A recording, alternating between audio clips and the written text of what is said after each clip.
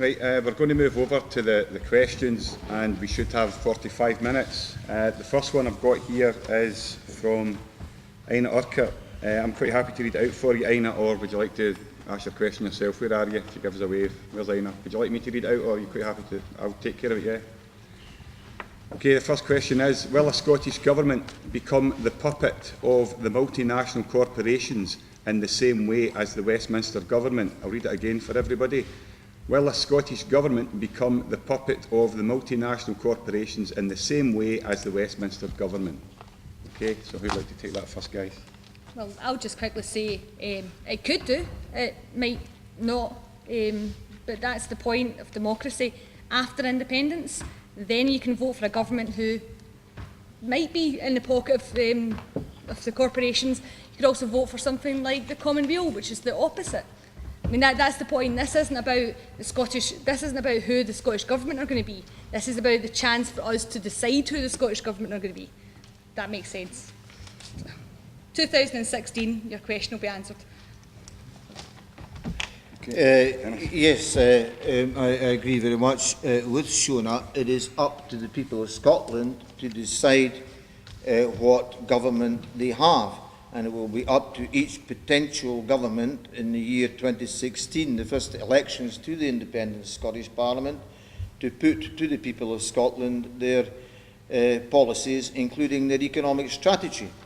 And I hope I think I would expect the major parties in Scotland to learn from lessons of the past, particularly the recent past. I referred, for example, earlier to the bankers being given too much free rein in order to bring our country to the brink of economic ruin.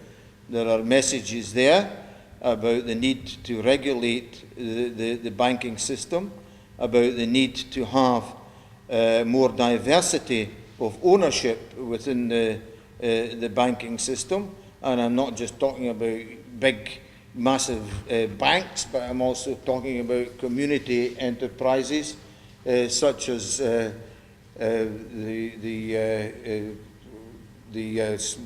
small lending companies, that can be credit unions and so on, which can lend money at a reasonable rate to people of modest means. I also think that in terms of the ownership of businesses, that there should be more diversity of ownership, that there should be more encouragement for small and medium-sized ownership of businesses, and I also think there is an important role for community ownership of businesses, including cooperatives, so that we need a diversity within our economy rather than our economy being dominated by multinational companies. And I would hope, I mean, the mention has been made of the Commonweal, and I think that there are things there which could be included in party manifestos for the first elections to the Scottish Parliament, and I'm hopeful that we will get a Scottish economy which will be far more democratically run, and which will also deliver higher standards of social justice. I think the answer to that question, as Shona pointed out, is on the wall there. We'll get the government we vote for, and if we vote for a bunch of Hoffwits, then that's what we deserve to get. I think, now, I'm going to make a jump here. I said Hoffwits, please don't think I mean by implication the same people, but I think we need a new way of governing ourselves. We certainly need a new way of selecting candidates. Because this idea of people going from school to university to political research officer to Jim Murphy, oh, I did it,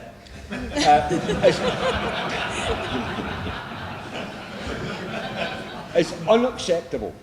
And I think that's an area we have to look at. All parties have to do that, by the way, whether it's at local council level. We have to look at the relationship between councils and councillors in our national government. There's all kinds of things in there. But the bottom line is, if you allow parties to stand Egypts, then that's what you'll get. But at least we were in Egypts. Okay, thanks for that, guys. I've got a few other questions that are written down, but before I go to any of those, I'm going to open it up to the floor. If there's anybody that's got a question that hasn't written one down, if you just put your hand up just now, we'll get a microphone over to you. Gentleman at the back there. Ladies and gentlemen, this is a question that's to do with the INEOS Platinum. It's very important.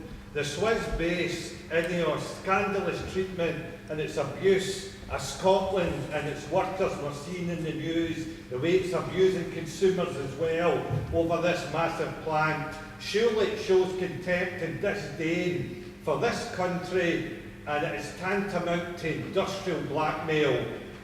Nationalisation could be an answer. Selected nationalisation of these brutal companies that are just in it for greedy profits and nothing else. I would like to forward nationalisation for something there, mixed in and augmented with rights for trade unions to work properly. We have a proud tradition in Scotland where trade unions have been part of the working class, trying to make society better through better jobs and everything that goes with it. Surely in a new Scotland, or even trying to achieve it, there is room for some of these views to be mixed in that would enrich and make us an attractive place to invest and to live in and to cherish. Thank you.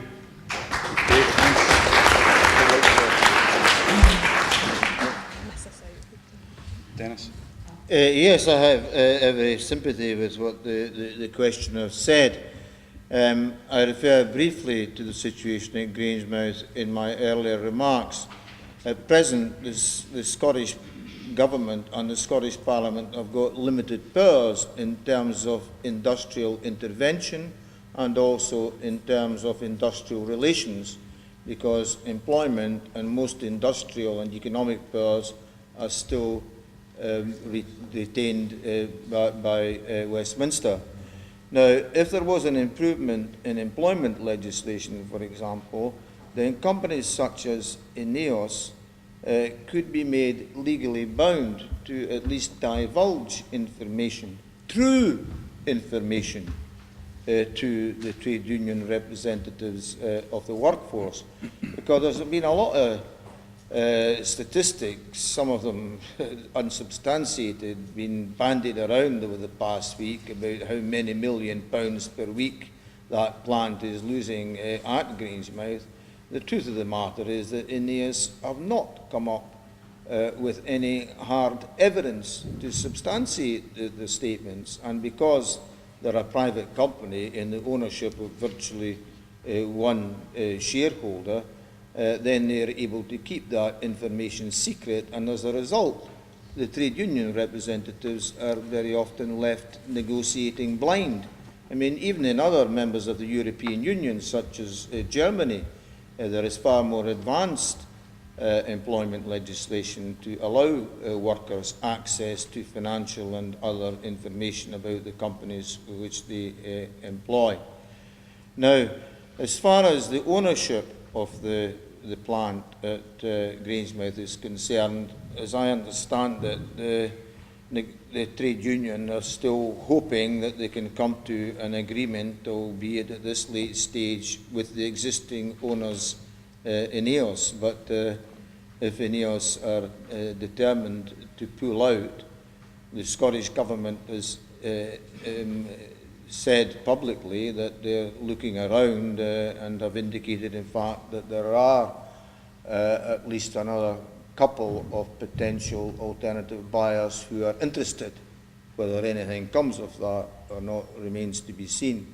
But certainly I think that the option of nationalisation should be kept open at this stage. It might be very expensive in terms of the investment that's required to bring the plant up to speed, but it is a very, very important contributor to the Scottish economy, as well as the employer of, using the multiplier effect, thousands of jobs are at stake there. So, yes, I think that there is a case for public ownership, and it might come to that. I'm reminded of an old saying that the Labour Party are the party of the have-nots, the Conservative Party are the party of the have-yachts. And it's particularly true in this case. It's just rampant, uncontrolled greed. That's what we're seeing with this guy, Jim Ratcliffe. One of the figures that was pointed out to me earlier this week was that they're claiming to lose, is it 120 million they're claiming to lose a year? If the 800 staff at the petrochemical plant took a £10,000 a year pay cut each, they still wouldn't cover the 120 million a year that they claim to be losing. Now, it's all smoke and mirrors. They hide money in one corporation and pops up in another, and they pay tax in the least place. But the answer to your question is, not only will I take the petrochemical plant into public ownership to save it, I would take our entire energy needs and transport needs and infrastructure into public ownership.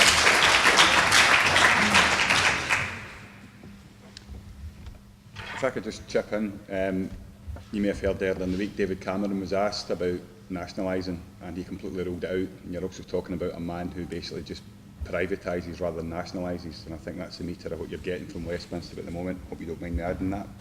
We've got a few questions from Liz Rose. Liz, just to go ahead, one of your questions has already kind of been referred to, so I'm going to broaden the debate a little bit, especially seeing as we're in Kilbirnie, and I'm going to read out your defence question. Is that okay? Right, the questions, it's kind of in 2 or 3 parts, so if you bear with me.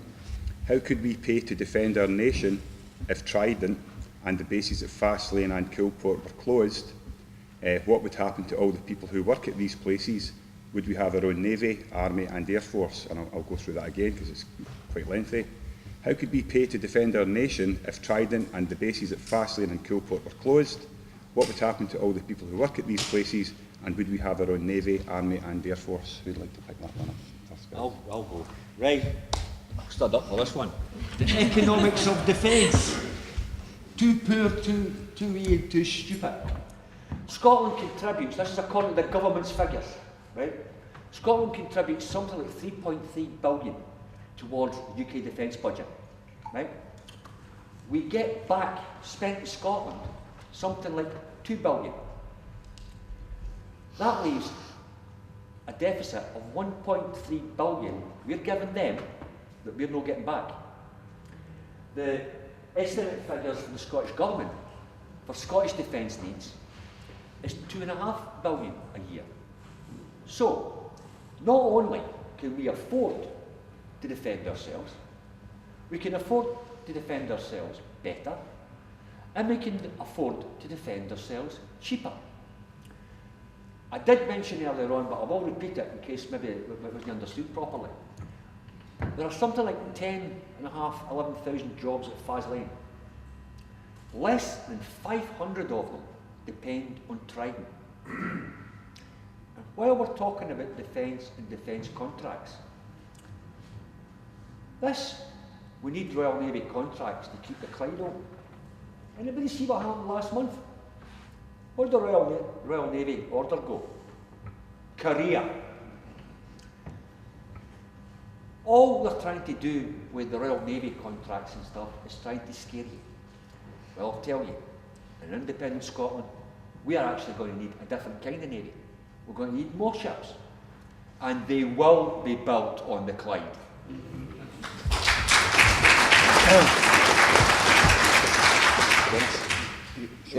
Well, we would save money if we got rid of Trident, because it's a very, very expensive and obsolete and unusable weapon. I mean, there may have been some justification for it during the Cold War. I didn't really believe so, but there were some military strategists who did think it was an effective deterrent during the Cold War. But that's a different era now, and there are many military strategists who now agree that it's like a very, very expensive white elephant, and about the only justification for it, if you could call it a justification, is that it continues to give the United Kingdom a seat in a permanent seat in the UN Security Council. Well, quite frankly, I don't think that that's any justification at all for hanging on to such an expensive weapon of mass destruction. And when we get rid of Trident, we shall have a conventional defence strategy like most other countries in the world. The present Scottish Government envisages a Scottish Defence Force of about 15 to 20,000 people. Some of it would be involved in defending against the potential of terrorist attacks, for example, including the potential for attacking our offshore oil and gas installations. We would also, I think, in view of our international obligations, be expected to contribute towards UN peacekeeping forces throughout the world.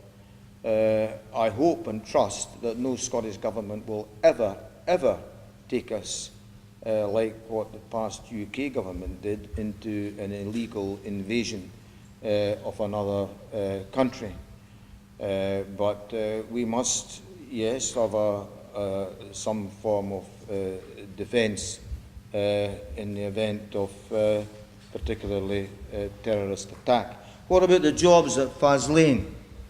Well, as I said, we'll still have a conventional defence strategy, and a lot of the people who are still involved, who are involved in defence work at Faslane will continue to be required in that conventional defence work.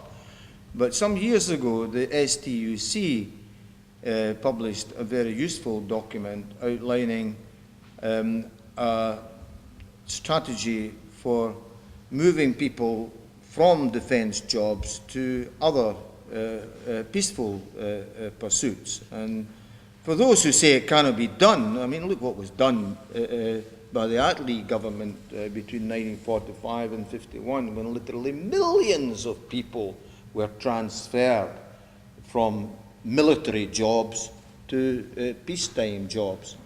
And I think it can be done. People are, a lot of these workers at Faslane and other defence establishments are very versatile, they're very skilled, and the STUC proposal for a defence diversification strategy, I think, had a lot of good things in it which could be picked up by a future Scottish Government in an independent Scotland to ensure that there is a transition from one type of employment to another without causing mass unemployment. To be absolutely honest, there's not much I'm really able to add because they've both answered the question perfectly. But I will say one of the things about defence is that, of course, we'd want a conventional defence force, we'd want to be involved in peacekeeping, but I would hope to see our army would not be as big. I mean, I'd love to see our army a lot smaller, but we should be focused on different types of defence needs. Environmental defence and terrorism are the two biggest things, and actually the army are not heavily involved in either of these. These are mostly police involvement. So taking more money from spending it on actual defence budgets and putting it into police force and other areas would be a much better use of the defence money. But other than that, pretty much what they both said. Can I add, just the panel did mention there's a population share of MOD assets. Of course, yeah, exactly. Entitled to. So because Scotland's already paid for 8.4% of everything the MOD have. I don't say everything, but that's our percentage. So that, and these things have already been discussed at Westminster, what would happen. So we would get a share, and that would, in our case, likely be naval ships. And you know, we haven't got any defence at the moment for our coastal waters. So we made the savings that mentioned, and we'd get a population share of the assets. Actually, that's a very good point. A Russian warship, in fact, a bunch of Russian warships took refuge in the Moray Firth. What was it, last year? It took the Royal Navy 3 days to get a boat up to go and check out what they were doing. So the idea that we can't defend ourselves, so it wouldn't make any difference because they're not doing it anyway. If I could just take Alex's point a little bit further before we move on.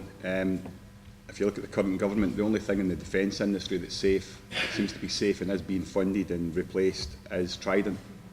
And there are cuts in the conventional defence forces. soldiers getting their P45, we hear when they're actually on active duty, these sorts of things. So I think the conventional forces in the industry that surrounds it would probably be a lot safer and in an independent Scotland than it seems to be under the coalition system that we're left with at the moment. I've got a couple more questions from Liz, but I'd like to throw it back open to the floor before I go back over to one of our questions. Is there anybody else who'd like to contribute anything at the moment? Nobody at all? Can I ask, You certainly can. what would become of welfare reform in an independent Scotland? A company like Atos, for instance. I'm just wondering, because that's something I've not heard a lot about, other than obviously everyone highly disapproves of it. Can I just throw in the same answer I actually gave to the women at the start? 2016, you'll say that, in theory. I just wondered if any thinking has been done on how it would look differently, because it's brutal. You know, it's an area that I can work in, and I'm trying to defend. Did everybody hear the question at the back? Yes? Okay, could you stand up, please? Yeah, I was just if you don't asking mind, what would thanks. become of welfare reforms, because Westminster are reforming the welfare budget and what gets paid out in benefits and housing, and really it's a significant part of social spending, and it's getting hammered. I personally work with people who've had head injuries and they have very significant problems. All my clients and virtually all the people I work with have tried to take away money. I've sat in assessments where people have been given 0 points and they've demonstrated, very significant difficulties, physical and cognitive. And so Atos, personally, I'd love to see the back of them. I just wondered if in an independent Scotland that would happen, because they've currently been given, they did just have employment support allowance, but they've currently been given the contract despite all the bad press, the bad coverage in the television and newspapers. They've been given the DLA, the Disability Living Allowance, is being transformed or reformed and turned into personal independence payments. And the company that will be handling that is the same company that have performed so badly, by all accounts, across the country as a whole. So I just wondered what would happen, or if any thinking had been done, but perhaps Okay, not. thanks. Well, it will be up to the political parties, of course, to put forward their manifesto commitments regarding welfare reform. Next month, when the present Scottish Government issues its white paper, there may be some indication of what their intention would be. But I would just point out that our welfare benefits bill in Scotland as a proportion of our national wealth is actually lower than for the UK as a whole. So certainly a fairer system of benefits, including pensions, is affordable in an independent Scotland.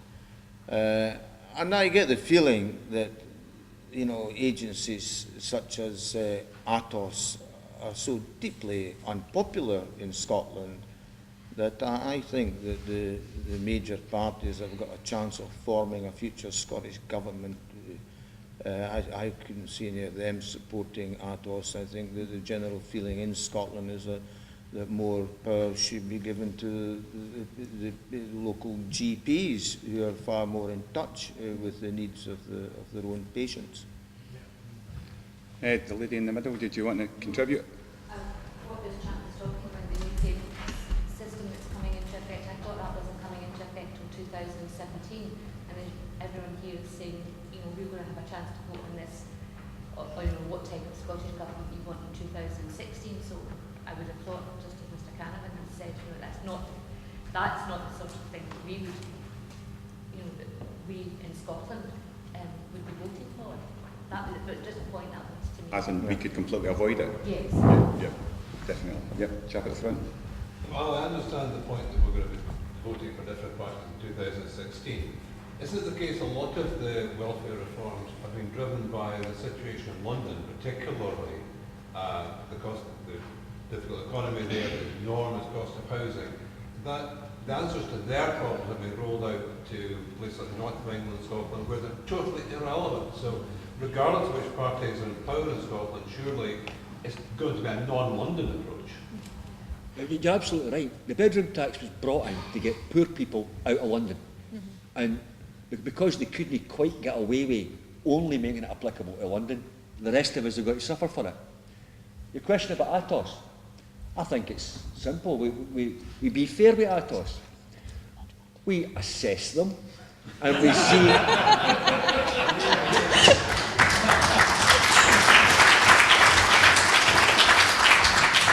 What well wanted? Sorry, could you say that again, please? Just tell that Atos to stay south of the border. Okay. Right, did you want to come in on that, or shall we move on? Oh, to be honest, I think it's been answered perfectly. So. Okay. Right, was there any more questions from the floor? Can everybody hear, or do you want the microphone to go to the speakers? Are you okay at the back? Can you hear well enough? Yes? Fine? Yep, okay. Could you just...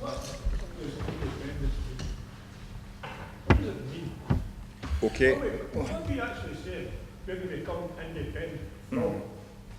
Right, okay. That's a bit like a question that Liz was asking earlier. I hope you don't mind me comparing it to this. Liz asked, what other elements would be devolved to us if we control education and health? No. And if you just give me a second. What are we becoming independent from? Oh, from? Okay. Yeah, well, towards the end of my introductory speech, I said that I see independence as a means of empowering people to take decisions on building a better future for themselves. Now, you could argue, as a purist, that in today's global economy, there's no such thing as absolute independence. You know, we're all dependent upon each other, and things can happen, decisions can be taken in America, which affect people here. Decisions can be taken in Switzerland, which affect workers in Grangemouth, and so on.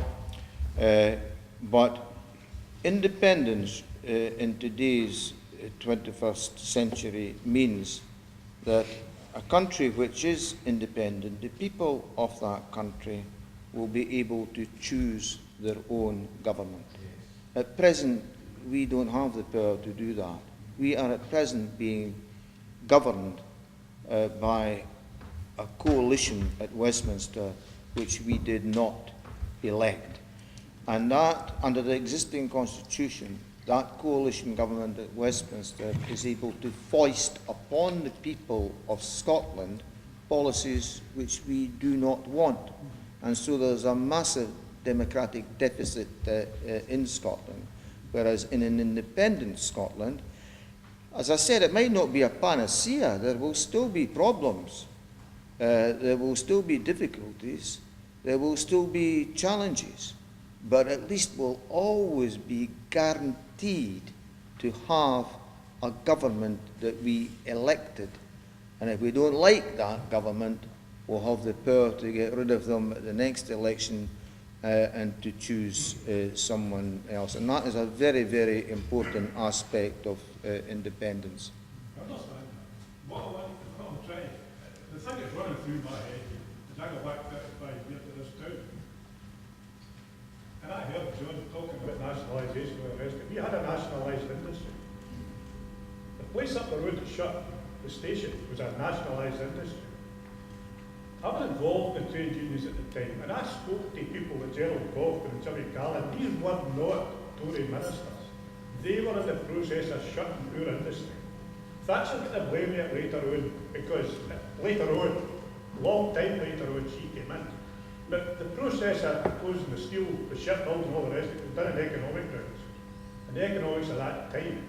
And it was based on oil prices and whatever. I see that parallel way in any other sort of hell of colors. I can see what's going on there. I can see exactly what's going on. All I'm asking is, at the end of the day, we vote for independence. What are we becoming independent of and from? Because I hear Alex Salmon, and to be quite honest with you, I admire the guy in the sense that, as an orator, I think he's by a part length in front of everyone else in that Scottish Parliament. I think he's a part length in front of them, including his own people. But when somebody tells me that this country which is part of a united kingdom, into which it was taken without a vote. The gangsters, two poor gangsters, went and joined their gangsters, basically what happened. And the people who have profited for the proceeds of crime the last 1,000 years are still doing the exact same thing. But museums are full of stolen property and all the rest. We built an empire.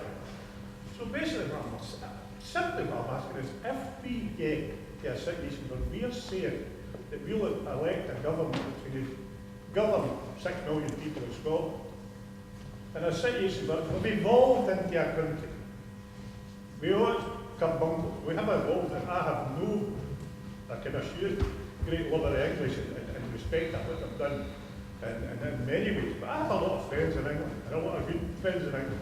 You know what I mean? I'm just wondering, what in actual fact are we saying we are going to do by becoming independent? Emotionally, I'd love to be independent. I'm a Scotsman. But I'm a Scotsman, like you're a Scotsman, Dennis. My grandfathers and great-grandfathers that came to Ireland saved up for work.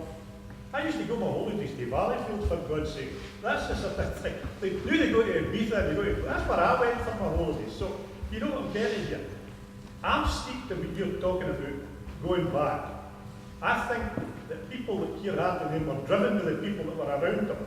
They became good leaders. They were great leaders. They get the great credit. But it was the people and the need that they people had that drove them to get where they going. I think that need largely has gone in many respects to this country. And people have lost sight of that drive. I think it should have been rekindled. And if independence is the way to do that, then fine. I would like to see an independent Scotland. But I really honestly can't see where we're becoming independent from with the proposals that's up just now. Well, we'll be independent from the political decision-making at Westminster, which is so out of touch with the majority feeling in Scotland. I remember going to the Walker Hall... Sorry, can I just stop you there? Jimmy Jack, who was the president of the Scottish Trade Union Council, need to hold the meeting up, because Jimmy Jack couldn't be frightful public. We're talking about a Scotsman, but at the Trade Union Congress, he couldn't find us. That's how much interest he had in us, the Glasgow to here. Okay, right, thanks. Yeah, thanks for that.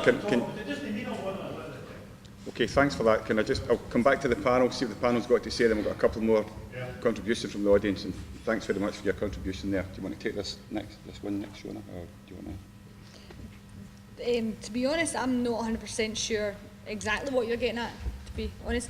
We're talking about fiscal autonomy, we're talking about taking control of everything, and running our country. Yeah, I've got some really close friends and family in Greece. Doesn't mean that we should be one country. So I don't really see the difference in the rest of it. You're not taking control of your economy. What are we taking control of? Do you mean what resources do we have? Take control of destiny. Maybe the man's talking about a revolutionary government. I'm talking about simply what have we become independent of. Because we have evolved as a country. And we are interdependent. There's no doubt about that. There's an interdependence between us and England. Interdependence between us and Spain. They might, and some of them are definite. When you think about it, Camerons know exactly an English name, Osmonds know an English name, younger names, these are no English names. Right, I tell you what, I'll need to stop you there. I'm going to get the panel to answer, then we're going to have to move on, because we need to get a couple more questions in if we can. Alex, do you want to pick up on that at all? Just one point, if I may. The thing about things in England and interdependency, and you talked about the trade union side of it, and I'm absolutely with you. When it comes to working class solidarity with people in Newcastle and Liverpool, absolutely, we still stand by them. But there's a difference between working class solidarity and a suicide pact. Because that suicide pact that would leave us in a position where we say, well, we don't want to repeal Thatcher's anti-trade union laws in Scotland because it's no fair because the English can't have it. Or we don't want to repeal the bedroom tax because that wouldn't be showing solidarity or sympathy with folk in England. Taking destiny into our own hands. We control. Now, Dennis mentioned it. We live in the real world. A lot of things will hold us back and slow us down. To start with, we're going to have the pound. Maybe not for too long, but we will have the pound. there's going to be restrictions with that. We're going to start off being in Europe, there's restrictions with that. We're going to have a monarchy that I could do without, but I think we might be stuck with. Right? All those things. But we will be the ones who decide. It will be our economic decision. And we will be independent and free to take a decision, if we choose to do so, to take that petrochemical plant at Grangemouth into public ownership. And that does matter. Okay, right. Was there any other questions from the floor? One more? Yep. The way I look at destiny is that I don't want my destiny to be in the hands of English marginal seats making decisions, and that's what it is at present. You can vote who you like for up here, but it all depends on marginal seats in the south of England, who gets the power and the decisions they make. A decision came from Westminster, by the way, is to shut Garnet Stewart's. That was your Labour government that shut it down. That's right. I was there. Right. That's the point I'm making. Okay. Right, was there somebody else earlier wanted to come in a little while ago? I saw a couple of hands. No? I was going to make similar points. So, point being covered? Yep. Okay, right, I'm going to ask one more question, and if there's nothing else from the floor, I'll do one more from Liz. Slightly different from the previous question, just to broaden it again. If we leave the UK, would we need to renegotiate joining Europe? And would part of this procedure be agreeing to adopt the euro? Therefore, how could we keep or use the pound? I'll read that again. If we leave the UK, we would need to renegotiate joining Europe, and part of this procedure could be agreeing to adopt the euro. Therefore, how would we be able to keep the pound? Who'd like to take that one first? I'll go. So Europe 1 comes up a lot. Now, you can't have this both ways. Either Scotland would have to renegotiate our position in Europe, and so would England, or neither of us do. Now, the idea that Europe doesn't want us is, I mean, anybody who tries to tell you that Europe wouldn't want Scotland to be part of the EU needs their head looked, with the resources we've got, and with the position that Scotland holds in the world. That we're either in both the UK, sorry, the rump UK, I think we're calling it, and an independent Scotland, or we're not, and we're both renegotiating. And the simple truth is, we already are a member of the EU. They're not going to fling us out. The only renegotiation or any referendum in Europe that we're going to be having is if we choose to have one. And to be honest with you, I think a wee bit of renegotiation in Europe might not be a bad idea. The other part, what was the other part of that question? About keeping the pound. Oh yeah, keeping the pound. The idea that there is a Bank of England is a complete and utter misnomer. It's not the Bank of England, it's the Bank of Sterling. It exists to support and to keep the health of the pound where it is. Losing the Scottish economy would damage the pound very badly. So it might be in our interests to keep the pound, it might not be, but it certainly is in the interest of the pound to keep Scotland. So anybody who tries to tell you that the English can stop us using the pound, nonsense. It's no theirs. Because the Bank of England was founded by a Scotsman, for goodness sake. But that one in Europe, we already are a member of Europe. We are not forced to take the euro. That's another one of Better Together's wee fibs.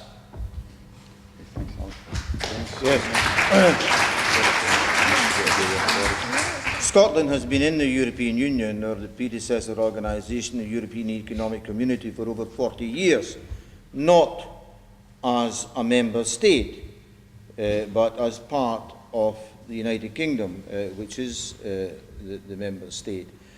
There's no precedent for expelling any member state, or indeed any part of any member state, from the European Union, and I think that most of the political realists in Europe would say that Scotland would be successful in negotiating membership as a full member state of the European Union. On the euro, Well, it is a rule of the European Union that before joining the euro, you've got to have your own currency, and you've got to be in the exchange rate mechanism for 2 years before joining the euro. So there's no question of us being just bumped into or bounced into the euro. And it may very well be. I mean, as you know, the Scottish government want to retain sterling. It may very well be a future government takes a different line. It may very well be that once the euro recovers, maybe there will be a feeling in Scotland, let's consider joining the euro. But that's all in the future. There's certainly no question of us being bounced into the euro simply because we want to join the European Union. On the question of membership of the European Union, I actually think that a bigger threat to non-membership is the UKIP agenda south of the border. And you've now got a situation where the UKIP tail is wagging the Tory dog, and it's not a healthy anti-European Union. I mean, I dare say there are some Democrats that look on the European Union as being too big, too over-centralised, needing more democracy, etc., etc. But there are some of these people in UKIP who are Europhobic, they're xenophobic, and their xenophobia is verging on racism.